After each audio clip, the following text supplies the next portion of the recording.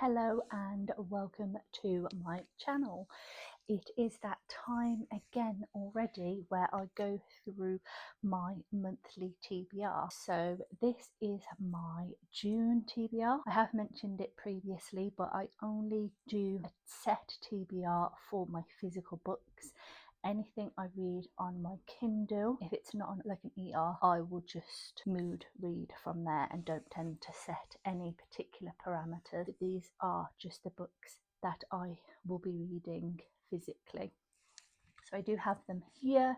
Not sure how well you can see them. We've got 6 books on this TBR. Now I do have a busy period in mid-June, so I'm not 100% confident that I will get all of these read, but I am hopeful. So I just thought, let's get into them.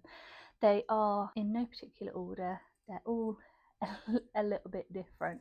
So I thought the first one is one that I do absolutely definitely need to read in June, and that is because it is a library book and it is due back to the library on the 19th of June. So that is Thunderhead by Neal Shusterman. So this is the second book in the Arc of a Scythe series, and I very recently read the first book, Scythe, that I also got out from the library. I really enjoyed it, so I then put in a reservation for this one and it came in relatively quickly, so I'm really looking forward to reading this.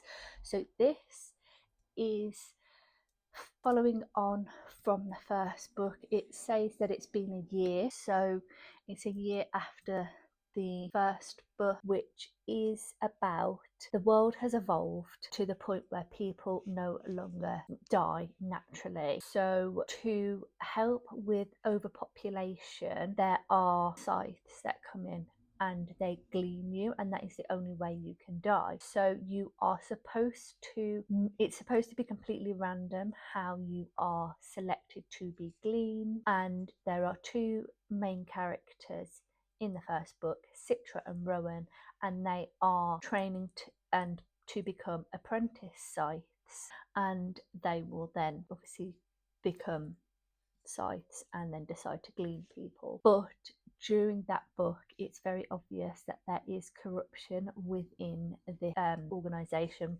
however you would call it, and it's not all as it appears to be. So life is meant to be much better because, you know, people can't die, and scythes are meant to be just, it's completely random. They get punished if they don't like randomize it. They have to hit certain numbers in terms of like a variety of different people, and they get called out on it if they don't. But you learn through the first book that there is actually corruption within this system, and it's not all as perfect as it's made out to be. So yes, this follows on from that. I imagine it's going to be very similar to the first one and going through all of the issues that happened in that book. And yeah, I'm just really looking forward to getting into this. I think there is a third one after this, so I will definitely be looking into that. But yes, this is what I absolutely need to read this month so that I can get that back to the library. So then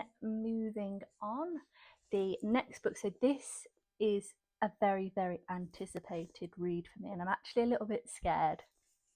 So this is Assassin's Apprentice by Hobb. So this is a book that I've had on my list for wanting to read for so long. Everybody that I've seen seems to really love not only this trilogy but all of the other trilogies and the whole series, the Realm of the Elderling, and I really want to get in on that, but I'm also really scared because everyone says that, you know, it's quite emotional as well. They said that it's really amazing. So I picked this up actually in February when we went to visit some friends in Wales, and we popped into a Waterstones there, and I picked it up. So it's also got a really nice memory attached to it. So I vaguely know what this is about. So I know it's about a man called Chivalry Farseer, who is a bastard son of a prince in waiting, I think, and he decides to, so he is then sent back to the kingdom, I think by his grandfather, and his father is so embarrassed that he's got this bastard son that he abdicates the throne, and so no one really knows what to do with Fitz. So he just kind of moves to the castle stables, and he then decides to, like, they decide, oh, what we'll do is we'll train him as an assassin, to be an apprentice to become an assassin, because he has the links with the royalty, but then also more regular people. I haven't read too much into this because I know this is a series that has been out for quite a long time, and I don't want to look too much into it because I don't want to get spoiled. So I just really want to get into it and see how it goes. And I actually really love these covers, so I just think it's so pretty. I love how it looks all old, and yeah, so I'm finally starting my Robin Hobb journey, so I'm really excited about this, and I am thinking about doing maybe a spoilery vlog series about this, and if I continue on, I just thought that'd be really fun. So let me know if that is something you would be interested in, and potentially that's something I will do. Then the next one is Lessons in Chemistry by Bonnie Garmus.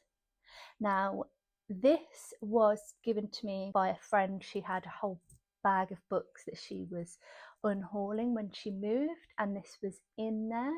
I did have this sort of on, as a, oh, I'd like to pick that up and read it. And I know it has now been turned into a TV series, which I haven't watched, but I'm really interested in this. So I know that she's a female scientist, but then she goes and works on a cooking show. That's kind of mostly what I know about it, and obviously about about housewives and how they're really overlooked, and especially in the times. Yeah, it's set in the 60s, so it's about that, and yeah, I'm really looking forward to getting into it.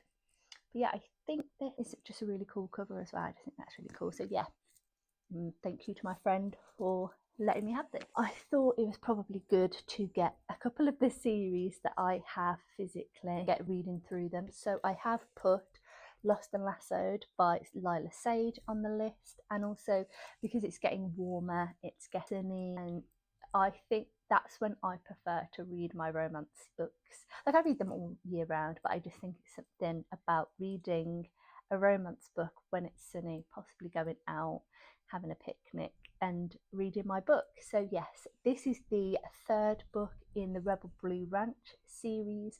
Now this one is about another brother in the series. So each book follows somebody in the Ryder family who are the siblings. They all live and work on Rebel Blue Ranch, and the first one followed Emmy, who is the sister, like the only girl, so their sister. The second one followed Weston, and then this one is following Gus and Emmy's best friend Teddy. And so I'm looking forward to this one because they've already been featured in the first two books, seeing them, so you can tell that they have feelings for each other, but nothing's happened. They pretend that they hate each other. So yeah, I'm really looking forward to getting into this. I haven't read the back of it. This is probably a little bit of a theme. I like to just go in, because I find that a lot of books have minor, not always like major, but sometimes minor spoilers, and I just like to go in, especially when it's a series. I don't like to read the back. I don't want to have spoilers for any of the others in case I haven't read it. And yeah, I know that I really like these books. These are the one and only cowboy romance books that I've read, and I just think they're really fun and interesting to read, and they are quite quick. So yeah, I'm looking forward to seeing how this plays out. Then this one's a little bit different for me, but this is Day One by Abigail Dean, and I was actually given this for my birthday last year. So my friend got me a sort of blind date with a book, and it had like loads of goodies in it, and she picked a thriller because she knows that I do read thrillers, but she also knows that I do read a lot of fantasy and a lot of romance, and she didn't want to get me any of those just in case it would be a duplicate. And yeah, I do read thrillers, so it's not sort of totally out there for me. I just haven't been picking them up much recently, so I thought, yes, I really want to get into this.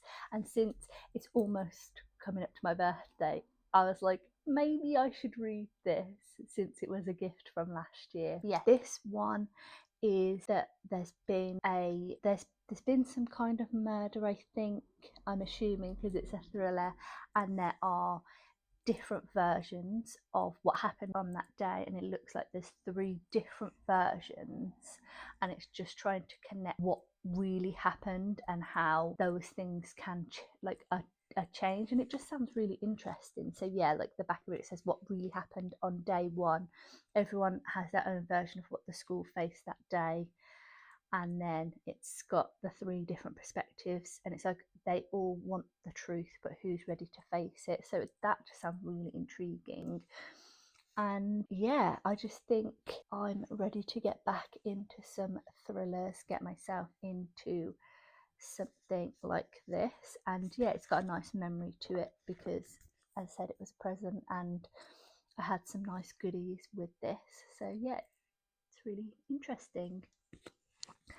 And then no TBR would feel complete without an Ellie Dean. So this one is Sealed with a Loving Kiss, and this is the 9th book in the Cliffhaven series. I don't know what I'm going to do when I don't have any of these left, because I feel like I've been reading these forever, and because I'm prioritizing reading one a month, they are slowly going down, and there will be a point where there's no more Ellie Dean. Yeah, if you have watched probably any of my videos before, you will have seen an Ellie Dean. They have featured in, I'm pretty sure, all but one of my videos. So yes, this is the 9th book in the Cliffhaven series, which is a series that revolves around Beachview boarding house, and they are set in World War II. So there's the main character, Peggy Riley, who owns the boarding house with her family, and there's a huge cast of secondary characters, and then each book tends to follow a new character that either comes to Cliffhaven, is a kind of evacuee, or there's like a reason for them to be in Cliffhaven, and then they typically end up either at the boarding house or nearby somehow and get involved with Peggy and her family. So this one is, I think actually this follows the same person from the one I'm reading at the moment, because it says Mary.